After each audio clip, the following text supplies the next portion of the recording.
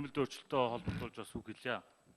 Монгол Ардын нам хуурамч ардчлалыг устгаж дүр эсгсэн ардчлалаас жинхэнэ ардчлалын ололт үнд цэнийг хамгаалах зайлшгүй цаг үе тулгараад байна.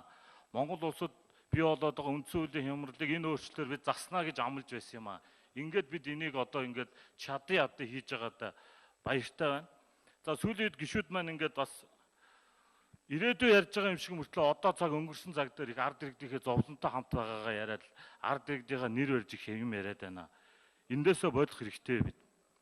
Бид ард иргэдэд тулгараад байгаа зовлон арилгыг хүндрэлийг шийдгийг сонгосон болгоос биш хин их зовлон ярьсан.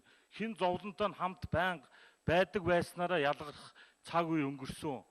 Ийм ч учраас үндсэн хуулийн өөрчлөлт яригч явах үед миний би улсын хурлын гишүүнийг 5 жилээр гишүүдийн тоог 108 сонгуулийн системийг холимог байх нь зүйтэй гэж үзэж байсан юм а. Яагаад вэ гэвэл олон ургалж үзлээр асуудлыг бид шийддэг байх ёстой гэдэг үүднээс энд одоо бид холимог системийг оруулах ёстой гэсэн байр суурьтай байгаа. Дээрээс нь бидний одоо энэ өөрчлөлт байгаа 1992 оны 1 сарын 13-ны өдөр батлагдсан үндсэн хуулийн дээр эхний 4 дахь мөрөн дээр байгаа. Хүн төрөлхтний соёл иргэншлийн олдыг хүндэтгэн үзнэ гэж. Энэ улс төрийн системд байдаг холимог энэ профессионал гэж яриад байгаа систем бид цаашдаа бид бий болно. Эндээс бид одоо зүгтах хэрэггүй гэдгийг бас хэл. За дараагийн нэг юм. Өнөөдөр бид нар энэ үндсэн хууль дээр байдаг эрх мэдлийг тодорхой болгосноор ямар амжилтанд хүрэх ёстой юм бэ гэвэл сая хэлсэн Монгол Ардын намын мөрийн хөтөлбөрийн 2-4 заасан уул уурхайн баялгаас ол орлогыг одоо болон ирээдүйн хойч үедээ тэгш хүртэх гэдэг заалт одоо яг бидний яриад байгаа иргэн бүрд гэдгээр орж байгааг бас хэлэхэд таатай байна. Энэ бол бидний ирээдүйн хойчын төлөө зөндөө ажиллаа. Гэхдээ бид нэг юмыг ойлгох хэрэгтэй байна.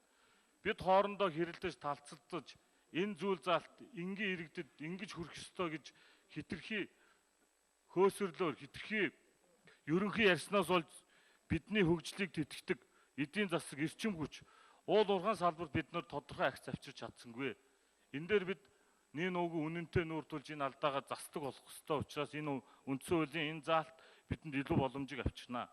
Харин эрх мэдлийг бид илүү тодорхой болгохгүй бол цаашд бид өмнө яригдж ирсэн 3 толгойтой төрийг бид хизээ өөрчлөх юм бэ? Энэ дээр бид хариуцлагатай тодорхой өөрчлөлтийг хий гэж хүсэжсэн боловч улс төрийн ойлголцол өөр өнцгөөс энд хараад энэ шийдэлд хүрч чадсангүй болж байна. Гэсэн хэдий ч Монголын ирээдүй илүү сайхнаар илүү урагшлж байгаа гэдгийг бид ойлгох хэрэгтэй. Дээрээс нь бүгд улс төрийн намаас нэр дэвшдэг. Тэгчээд бүгд улс төрийн намынхаа удирдлагуудын дээр намын жагсаалт гэдэг юмыг өөрсдийнхөө сэтгэл хөдлөл эмоцоор өнгөрсөн түүхээр дүгнээд байна. Цаашид дэлхий дээр улс орны эрх мэдэлдэг хамгийн ачилсан зарчмаар эрх мэдэл авч бодлогоо хэрэгжүүлдэг бол улс төрийн намаа.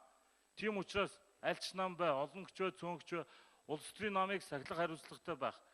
Тэр намын жагсаалт гэж яригддаг юм цаашд бий болоход шалгуур хэмжээгээ цаг үе ирээдүйн хойч аяндаа өндөрсгөөд явчихнаа. Ийм учраас цаашд улс төрийн намыг муулсан, улс орныхоо ирээдүйд хоошин татсан, өнгөрсөн түүхийг ирээдүйд давтагдах юм шиг бити ард иргэдээ ухуулан сурчлаасаа гэж хүсье та бүгдээсээ. Тэгээд энэ үндсэн хуулийн өөрчлөлт олон төгжээг бүгдийг мулталж чадаагүй ч гэсэн олон гарцыг нээж олон хариуцлагыг чангадагсан үндсэн хууль болж байгаа гэдэгт итгэж байгаа. Баярлалаа.